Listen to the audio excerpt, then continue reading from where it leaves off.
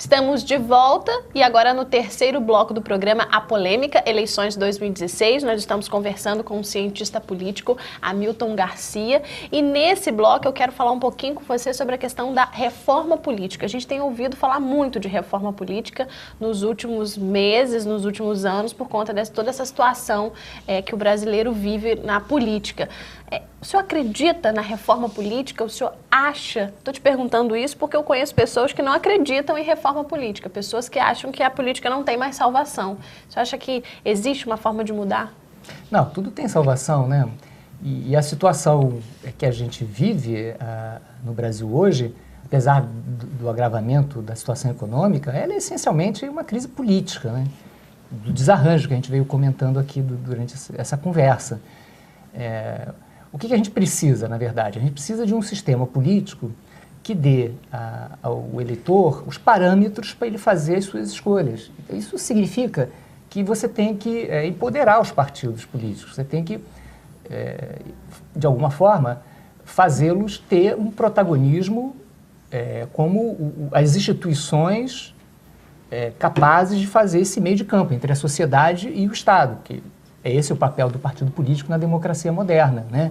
Ele recruta os quadros e ele mobiliza esses quadros no parlamento para intermediar os interesses populares e os interesses de Estado e produzir leis, produzir políticas públicas. E você tem várias formas de fazer isso. Não existe uma forma exclusivamente de esquerda ou de direita. Empoderar os partidos políticos, isso pode ser feito tanto por um viés conservador, como de um modo geral parece a proposta do voto majoritário, né, do voto distrital majoritário, que é o modelo inglês, né, e norte-americano, como também as propostas de lista fechada, que são as propostas, a proposta do PT, por exemplo, para a reforma política. Ambas as alternativas levam o eleitor a ter uma visibilidade do cenário político e uma oferta de candidatos organizada e coerente, né?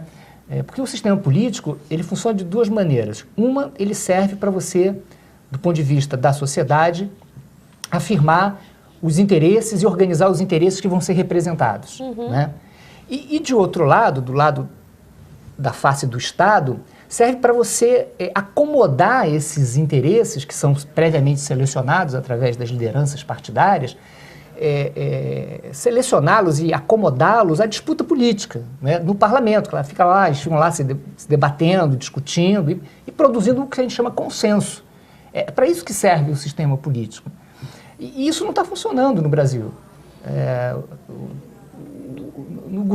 Até que você teve, depois da redemocratização, dois governos que foram muito atrapalhados em termos dessa relação do Congresso Nacional, que foi o governo Sarney, mas sobretudo o Collor, que acabou sendo cassado, né?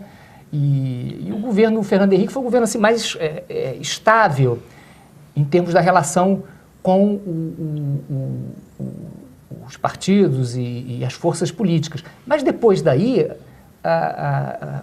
a confusão se tornou muito grande, inclusive a multiplicação de partidos, e no período do PT, praticamente se governou através de propina, né? Através de esquemas de corrupção, como o Mensalão e o Petrolão. Então você chegou já ao esgotamento. Eu não vejo como você continuar com um sistema que se demonstrou totalmente desarranjado, né? Que vem produzindo seguidas crises e chegou, acho que, ao fundo do poço, que é você manter o comportamento parlamentar à base de incentivos monetários, né? Tudo bem, se o Centrão, esse novo Centrão que se fala em Brasília, ele fosse apenas expressão de um pensamento de direita, isso é legítimo. Existe um pensamento de direita que é legítimo na sociedade, que ela se expressa naquela corrente de pensamento. Mas o Centrão, na verdade, ele veio à tona, né, com aquele ex-presidente da Câmara, né, que queria a diretoria que furava poço na Petrobras, e não parou, digamos assim, e desde então ele escapou da garrafa e agora tem que botar ele de novo na garrafa, que é aquilo que o Lula chamava anteriormente dos 300 picaretas, ou seja, uma margem grande de parlamentares que não obedece a nenhum comando social efetivo e que se guia por ganhos próprios para se reeleger. Então, eu não vejo como pode ficar pior esse cenário político. Está, né? De modo que a reforma política ela tem que sair de qualquer jeito, né? Até porque, como eu disse, são tantas as possibilidades de reforma política e todas elas produzem algum efeito racionalizante que não fazê-las é um negócio realmente intrigante. Agora, o senhor acha que o problema da corrupção, ele é cultural ou ele é de sistema? As duas coisas, quer dizer, ele é cultural porque no Brasil a gente aprendeu, né, manda quem pode, obedece quem tem juízo, né? Isso foi a história do nosso país. Nosso país se fez com essa cultura da subcidadania. A conquista da cidadania é uma coisa muito recente e episódica e várias vezes interrompidas aqui no nosso processo republicano. Então, a gente tem realmente uma cultura onde a ideia claro, se você obedece, você vai querer alguma coisa em troca da obediência, né? Enfim, não é um processo que beneficie nem transparência, nem a opinião, nem a participação ativa do cidadão, por um lado. Agora, por outro lado, o próprio sistema é tão desorganizado que eles propiciam. É um sistema desorganizado, você não consegue punir os responsáveis, né? Eu volto ao exemplo do restaurante. Um restaurante mal administrado, você pode demitir os garçons, o cozinheiro. Se ele continuar sendo mal administrado, ele vai continuar sendo ruim, né? Então você tem um sistema desarranjado e esse sistema corrompe as pessoas. Na pesquisa que eu fiz sobre a eleição aqui de 2004, 2006, teve até um líder popular aqui, de associação comunitária, não sei se foi do Farol, não me recordo exatamente, que ele diz: o voto no Brasil corrompe. Foi a frase que ele disse. Ou seja, é a conclusão que ele tirou da dinâmica política. E se você ligar isso com o depoimento de vários vereadores incorruptíveis que não conseguem se eleger exatamente porque não detêm os recursos de cooptação para ganhar o voto do eleitor, então você tem uma situação, uma dinâmica muito perversa. O senhor acredita no político honesto? Sim, o político honesto, ele é um político que existe e é real, mas não tem pouca chance de se eleger. Porque na confusão política as pessoas acabam comparecendo para votar estimuladas por presentes e benefícios privados. Então é exatamente isso que a confusão política oferece. Agora, se você organiza o sistema político, fica mais difícil você praticar esse tipo de fraude. Primeiro porque as pessoas vão poder se identificar com outros, com o programa, com os interesses mais gerais. E segundo que quem pratica esse tipo de situação são pessoas individuais, não são instituições. As instituições têm dificuldade de comprar voto, né? As instituições têm mais tendência a ganhar a confiança do eleitor através de políticas gerais que agradem a um número maior de eleitores. Mas como a nossa política é feita por pessoas e o voto é nominal em pessoas, então tudo fica muito fulanizado, né? A política no Brasil é muito fulanizada. Inclusive o debate intelectual também. Você acha que o fim dos diretórios acadêmicos, né, e o alinhamento dos sindicatos, isso acabou dificultando o surgimento de novas lideranças? Nem tanto. As lideranças, de um modo geral, eu acho que você está se referindo ao fato de que desde 2002, com a eleição do PT, você teve um alinhamento muito grande do movimento estudantil e dos movimentos sindicais com o governo, né? Isso é muito ruim do ponto de vista da relação desses movimentos com a sociedade, porque como os estudantes e os trabalhadores são muito diversos nas suas perspectivas, na sua mentalidade, essas instituições, ao se alinharem de maneira incondicional diante de qualquer governo, elas vão ter prejuízo na sua representatividade. Agora, do ponto de vista dos quadros, eu não vejo problema. Quer dizer, vão ser quadros de menor qualidade, de menor representatividade, mas do ponto de vista dos quadros, eles vão ser estimulados, porque como eles têm uma relação, digamos, quase que bovina, né, com o poder, eles vão ter acesso ao poder. Então, portanto, eles vão poder disputar eleições, se eleger, ocupar cargos públicos, em função dessa obediência cega. Então, do ponto de vista dos quadros, isso não traz prejuízo. Agora, o senhor é a favor, né, dos canais de TV e de rádio poderem declarar apoio publicamente aos candidatos?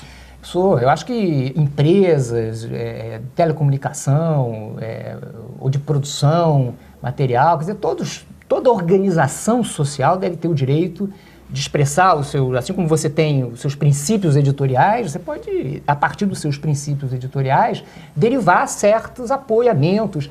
Isso ajuda o eleitor também a formar a sua opinião, estimula todos a formarem uma opinião coerente.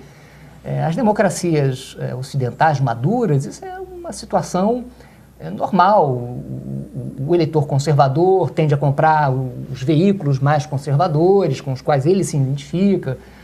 Os eleitores mais progressistas tendem a consumir os veículos de comunicação mais progressistas. Inclusive, na oferta de assessoria política se repete esse padrão, né? Os intelectuais também se dividem. Não fica essa hipocrisia, né, de que as pessoas são completamente neutras. E tudo isso se faz sem prejuízo das funções precípuas, né, determinadas desses órgãos, que é prestar uma informação honesta, ampla. É claro que não é porque você tem uma linha editorial que você vai falsificar a sua reportagem, falsificar os dados, A né? gente tem visto muito isso, né? Essa questão das pessoas, principalmente agora diante dessas situações políticas que a gente vem vendo o país passando, muita repressão contra principalmente a Rede Globo com relação algumas frentes acreditam de que a Globo tem os seus interesses, divulga toda essa questão da política nacional, principalmente da presidente, porque ela tem os seus interesses. Qual a opinião do senhor com relação a isso? Não, isso acontece, como acontece também Você acha que ela faz de propósito? Em relação à mídia local. Você teve um momento aqui em Campos em que os jornais... Isso é um fenômeno nacional, né? Quer dizer, você tem um problema, nem tanto agora com o avanço tecnológico que permitiu o aparecimento de uma série de mídias independentes e viáveis, né? Mas enquanto você tinha a mídia impressa, né, que é cara, né, muito cara, você dependia de alguém que bancasse a mídia impressa. Então o poder público acabava bancando e você, em algumas cidades, tinha vários jornais com uma opinião só, que era a opinião do prefeito. Em outros você tinha vários jornais com duas opiniões, que era do prefeito e do grupo político mais forte em oposição ao prefeito. A gente pode dizer que Campos tem, né, dois veículos impressos com duas opiniões diferentes. Mas isso empobrece, porque você veja bem, isso é feito sem que os órgãos tenham o direito de assumir. Então isso é feito de uma maneira subliminar, que leva você a uma corrupção da informação, uma corrupção da ação comunicativa, né, da qualidade da informação. Perceba que tanto o fenômeno da Rede Globo, acho que quando você fala em Rede Globo, a gente sempre vem à tona o episódio do debate do Lula com o Collor, né, em que o Lula perdeu aquele debate, ele foi muito mal naquele debate, mas a edição do jornal ali nacional piorou tudo, né? Alguns cursos de comunicação utilizam esse episódio no primeiro período da faculdade, até para mostrar... caso clássico, né? Para os estudantes o que aconteceu. Mas o Lula foi muito mal mesmo, mas é claro, o jornalismo pode influenciar. Quando isso se deu exatamente no contexto institucional em que os veículos não podem ter opinião, não têm direito de expressar sua opinião. Eu acho que isso encoraja esse tipo de contrabando, esse tipo de falsificação. Acho que tudo que é feito debaixo do pano tende, exatamente porque é feito às escondidas, tende a um desvio, né, de conduta. Quando a gente faz as coisas de maneira madura, a gente faz assumindo. E aí a gente sofre críticas, faz autocríticas. É assim que as instituições amadurecem, todas elas, inclusive os veículos de opinião. Portanto, eu acredito que se os veículos tiverem condição de assumir republicana e publicamente as suas opiniões, só vai melhorar a qualidade do debate político e da informação, inclusive. Agora, o senhor já deve ter escutado a expressão aqui em Campos, que chama votos da pedra, né? O senhor já consegue fazer essa diferença? O senhor acha que Campos existe essa divisão entre os votos da pedra, que são julgados como os votos de maior esclarecimento, né, os mais esclarecidos, e do interior, os menos esclarecidos? Por causa da tradição que a gente falava no início do programa, né, da questão da politização. Se você tem uma tradição política que se formou dentro de um quadro social elitista, né, altamente politizado, porém restrito, muito restrito. É claro que esse tipo de... Quando você sofre uma massificação, quer dizer, o acesso de variados setores sociais, da periferia, inclusive imigrantes também, à opinião, ao voto, à opinião política, etc., então tudo isso cria um conflito, né, entre uma tradição, né, que é tida como a tradição regional, né, que é a pedra, né, o pilar, o fundamento, e tudo que vem depois, que é visto como uma espécie de perda da tradição, da identidade, da substância, uma espécie de degeneração. Isso é muito... Isso é uma coisa que acontece em escala global, né? Todo o processo de democratização cria uma crise da tradição, né? E muita... O ideal nas sociedades democráticas, de um modo geral, mais, digamos, estáveis, não é o nosso caso, essas coisas como elas são feitas? A partir da mistura, né? A partir do modo como as pessoas se misturam e as opiniões se intercambiam. Então, dessa maneira, esse abismo entre a pedra e a periferia vai sendo atenuado. Agora, a pedra, ela sempre garantiu pelo menos a eleição de 2 vereadores, isso é verdade? Não, isso eu não saberia te dizer, mas a verdade é que no Muda Campos foi essencialmente um movimento da pedra, né? E teve em determinado momento, naquela conjuntura dos anos 80, a capacidade de produzir uma novidade política. O que eu acho, no entanto, é que o que o sistema político deveria perseguir é exatamente tornar isso uma coisa perene, constante do sistema, esse intercâmbio, e não uma coisa que acontece em momentos de uma crise muito aguda, né, como nos anos 80 e como agora a gente está vivendo, né, depois de 2014, sobretudo. O ideal é que nós tenhamos um sistema político em que essas trocas sejam habituais, que a escola pública possa assistir a terceira via possa estar nas escolas, os jornais, o debate político possa... A informação, né? Exatamente. Agora, é claro, para isso acontecer, por exemplo, a escola não pode ser um aparelho de um vereador ou de um grupo político. Ela tem que ser um lugar de pedagogia, um lugar de pensar a produção do conhecimento e a elevação da intelectualidade dos indivíduos, né? Tudo isso é uma lição que a gente ainda não fez, né?